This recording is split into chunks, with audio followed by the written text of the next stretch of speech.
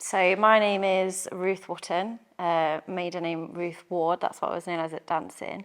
And my date of birth is 8888. I am 36 and I am a teacher, a primary school teacher, but I'm also a dance teacher. When I started at Miss Morrison School of Dancing, I was 3 years old, and I danced at Nora's till I think I was about 11, and it was in the building that we're in now. My mum used to dance for Nora herself, and I think she wanted to bring me dancing as well. I love dancing and I still love it now, and that's why I teach dancing myself. But yeah, I think it was because my mum came that this is why we went to Nora's. I learnt here at this studios, which is called Clarendon Chambers.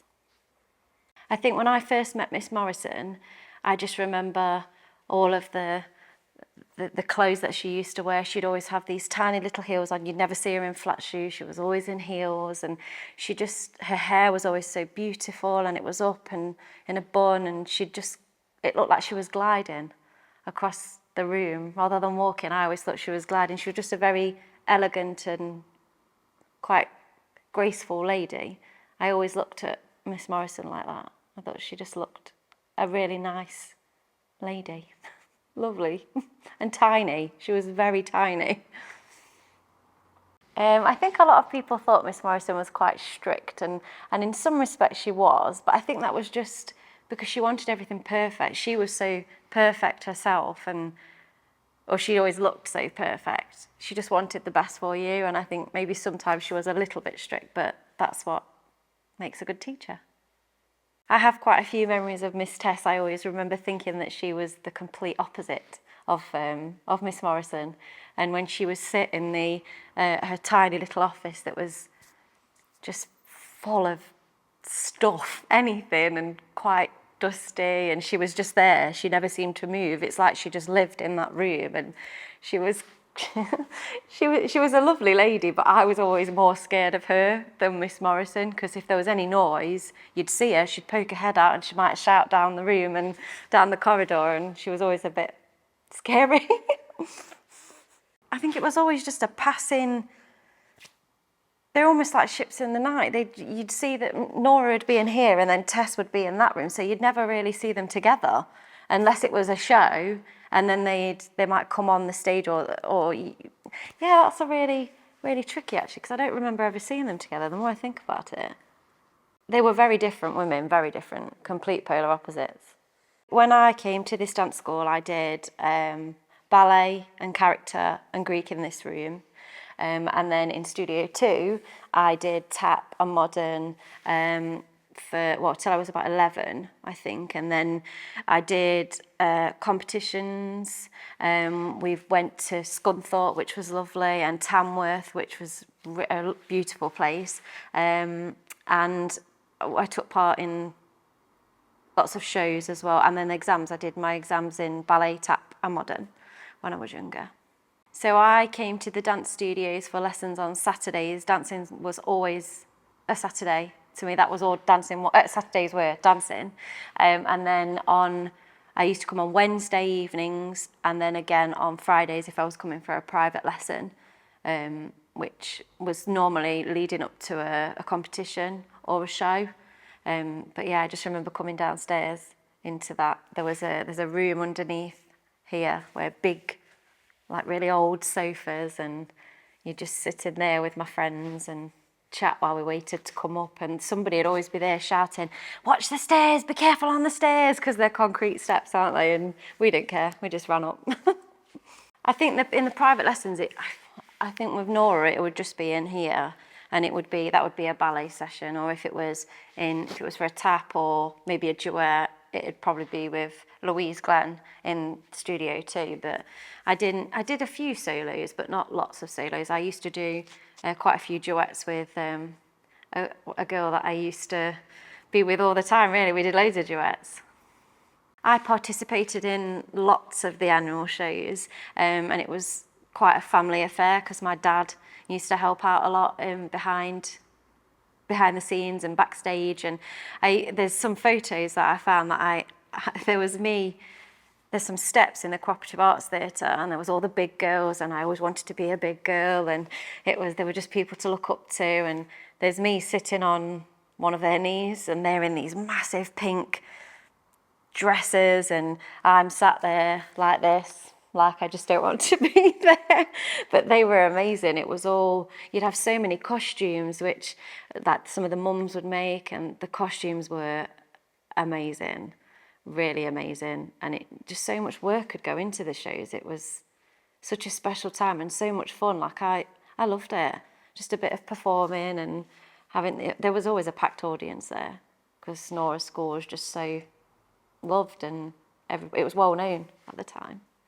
So I left Miss Morrison's school when I was about 11, I think, when I went to secondary school, and Louise Glenn opened a school. A dance school, and I went there because a lot of my friends went there as well, so we all went together. I continued to dance there till I think I was about 17, and I did ballet, tap and modern again, and then she sold it to somebody else, Louisa Holmes, so I stayed with her, and I did point as well in addition to ballet, tap and modern, and then I stopped for a while and came back and just continued because I had A-levels and GCSEs and stuff. It was quite a busy time in my life, and then I carried on doing tap dancing, which is my favourite out of all of them. And then now I teach dancing. I work for a theatre arts company where I teach singing, dancing and drama on a Saturday, and that's lovely. And I think that my upbringing and my dancing with Nora has started that all off, and I still love it. Dance is still a passion of mine. I love it. I think you can express yourself in dance. Like, you don't have to talk. You can just dance, and it's, for some children, that's the way that they express themselves. They can't always articulate very well, and yeah, I love to dance. And I think that's all because of Nora, really.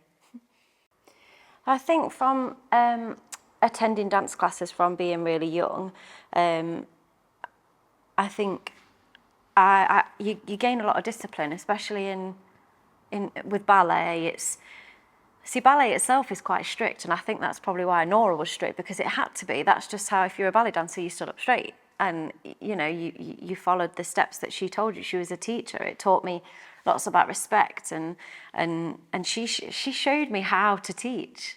And I think now I look back at it, it was such a long time ago, but she was a great teacher, everything about her. And I think with my career as a teacher as well, I've taken tips from her and from all the teachers that I've been with. And